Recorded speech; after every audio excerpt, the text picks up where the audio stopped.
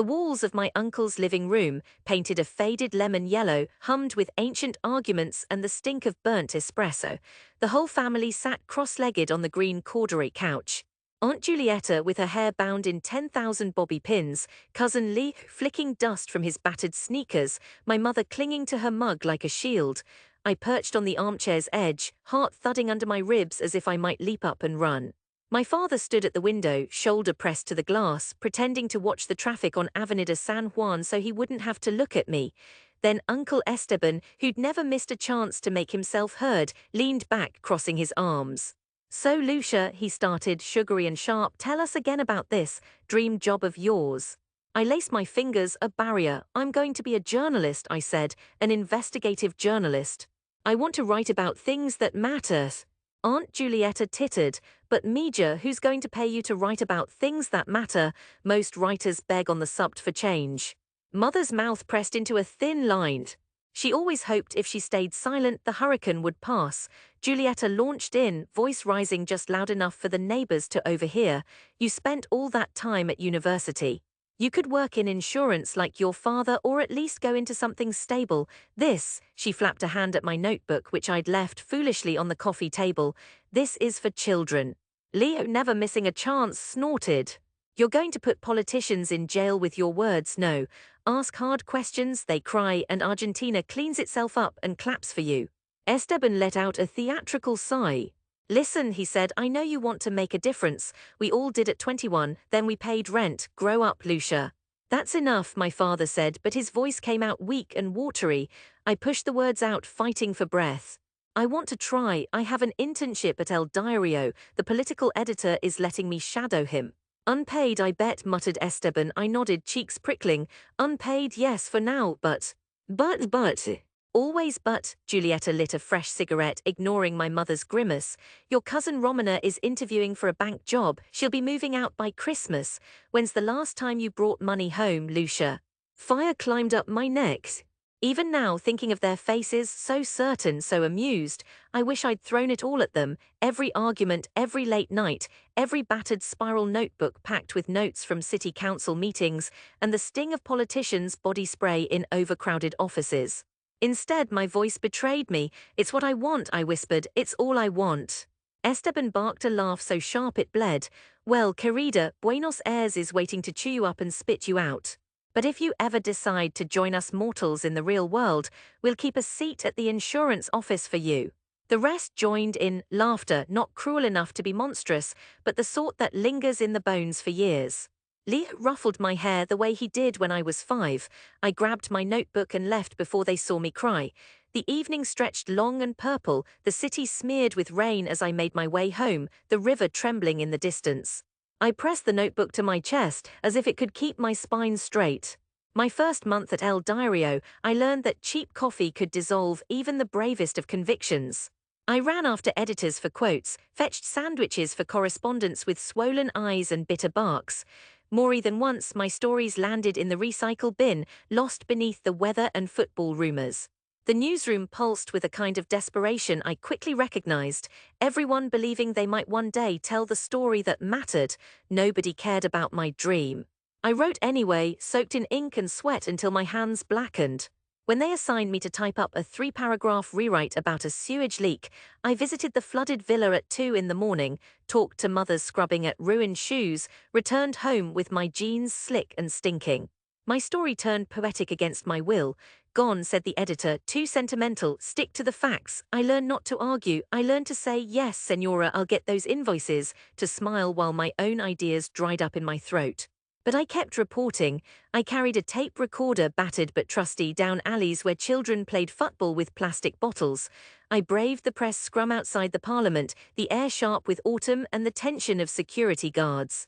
I sat in churches where mothers prayed for their missing sons. Sometimes I ate breakfast sitting on the curb, listening to the paperboys yell today's headlines. I practiced writing their words in my head, sharper, truer, bursting with the colors no editor would allow. I never told my family how often I failed. Every few months, Aunt Julietta would call. "So, did you put a corrupt politician in jail yet?" If she heard the weariness in my voice, she didn't mention it. "Call me," she'd add, "when you're looking for real work." After a while, I stopped answering.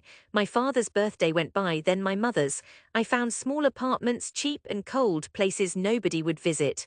My notebooks filled up faster than I could file stories. I reminded myself that shame was a passing wind and courage was doing the work anyway.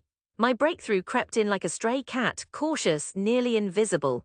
My supervisor, weary-eyed Teresa, pressed a stack of documents into my hands.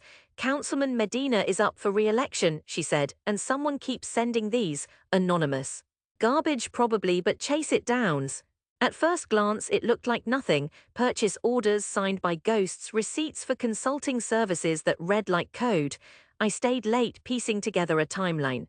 My intuition sparked. Something about the names matched rumors I'd heard at the press cafe, whispers of backroom deals traded for silence.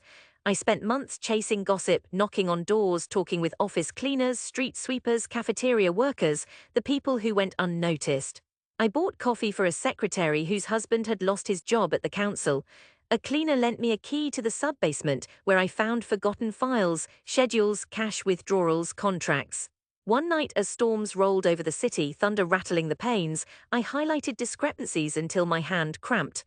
Money siphoned from housing projects, loans issued only to shell companies, signatures that danced between the living and the dead. My stories, small at first, printed on the back pages, started to build. Council funds, where did they go? Questions surround housing contracts. Teresa shouted at the copy editors when they tried to bury my name on page 7. Then one February morning, a letter. The city prosecutor opened an inquiry. Medina called it a witch hunt, glared at the press with dry, malicious eyes. Anonymous tips rolled in, each confirming more, clarifying the shape of the rot. The newsroom hissed with tension. When I walked in, people glanced up. My notebook finally meant something. Of course, not all my colleagues celebrated. Some asked why I kept returning to the story, why I couldn't leave well enough alone. One senior reporter spat, "You'll bring trouble down on us all. Medina plays dirty." The threat loomed. I found graffiti near my building, my name twice spray-painted in crude capitals, my mailbox filled with shredded articles. I stopped answering my phone after midnight, let the feeling of fear stew at the bottom of my stomach, but I never stopped reporting. When Medina was indicted, his picture, my picture, flashed across morning television.